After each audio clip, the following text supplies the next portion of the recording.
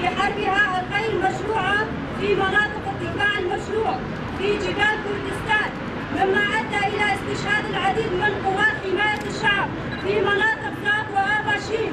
وكان آخر هذه الهجمات استشهاد 17 رفيق ورفيقة من الرفاق المناضلين في جبال كردستان. الانتهاكات التي تحاول من خلالها كسر عزيمة الشعوب الحرة.